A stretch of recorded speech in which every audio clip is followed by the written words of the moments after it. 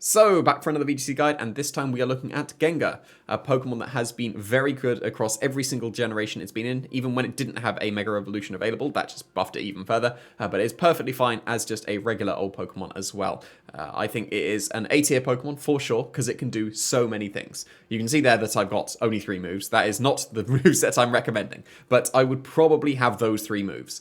Because Focus Sash is the item that you should pretty much always have on Gengar. I don't really recommend any other item. It is not bulky enough to make use of other items. Focus Sash is somewhat mandatory in my opinion. That means you just get to go fast. You outspeed Garchomp if you go timid, so you kind of have to do that if you're for running Focus Sash.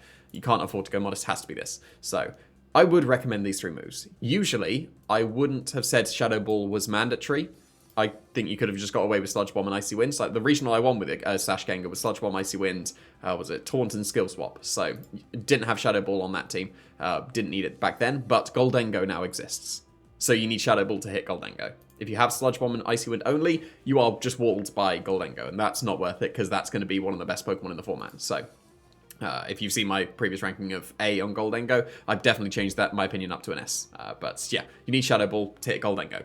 It'll hit other things, a lot of other things as well, but that's the reason. You gotta have Shadow Ball. Sludge Bomb is very good. I don't know if Sludge Bomb is now mandatory, but it is stronger than Shadow Ball. Chance to poison for extra damage on top of that as well, so it is still a very good move to have. So I don't think it's mandatory. I think Shadow Ball is now mandatory, but I don't know if Sludge Bomb. I would say that it should be on like 99% of teams, but it's still very good. Icy Wind is one of the big things that Gengar can do. It is, like, obviously lots of Pokemon can Icy Wind.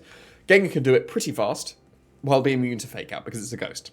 So, unfake outable fast Icy Wind is pretty good. We don't have Flutter Mane at the moment, we may in the future, so that would be fine to use over Gengar as well if you're going with that set, but while we don't have Flutter Mane, then this is going to be a pretty good set.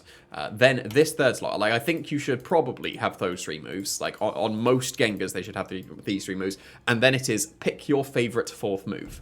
These are some of the recommendations. So the 3 games that I have here are some of the recommendations that I have for this 4th move, because I think you probably should have those 3.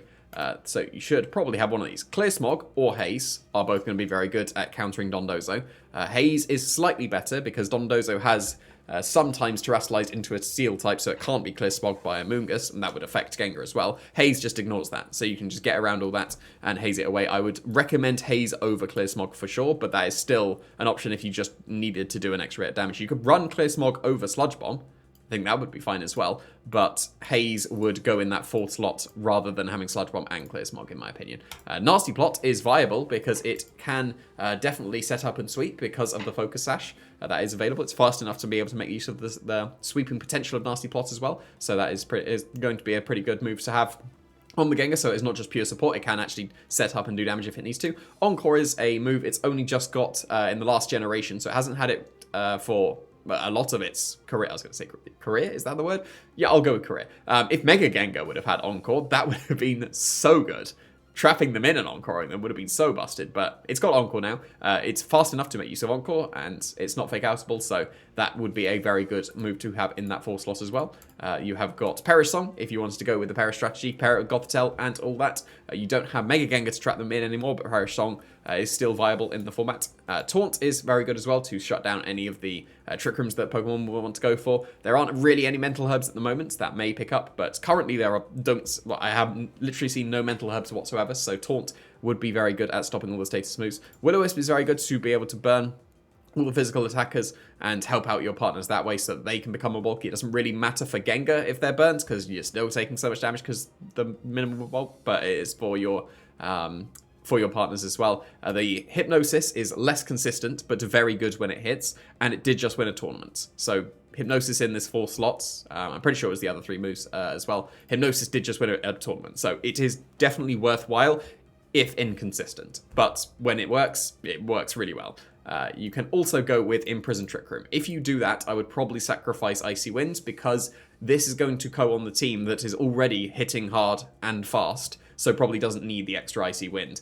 This would be slapped onto a team that does not want to go into Trick Room. I am not using HO anymore as the way of describing that. It's a team that does not want to be in Trick Room. This would be a way of stopping this. I top cut a regional with this Gengar set back in Generation 8. So this is entirely viable as well. So those would probably be the moves I'd recommend on Gengar. There are other reasonable moves, but those would probably be the ones that I would recommend in this 4th slot. Those 3 are going to be very strong. They should be on most Gengar, and then it is basically just pick your favorites. The Terra type doesn't particularly matter. If you have a Garchomp or Earthquaker, go with Flying type, because you're not going to be terroring Gengar too much, but you definitely could. Flying would make you immune to the Earthquakes, and Ghost and Poison would be able to boost out your damage output from Shadow Ball and Sludge Bomb. Definitely go with one of these 2 if you have Nasty Plot, because then that will boost the damage output even further. But Flying is probably the best one if you have Earthquake, and if you don't have Earthquake, just choose one of your stabs. Basically, with Gengar, you get a somewhat leeway with this. Those are good moves, and then it's basically just pick your favorite to fit in.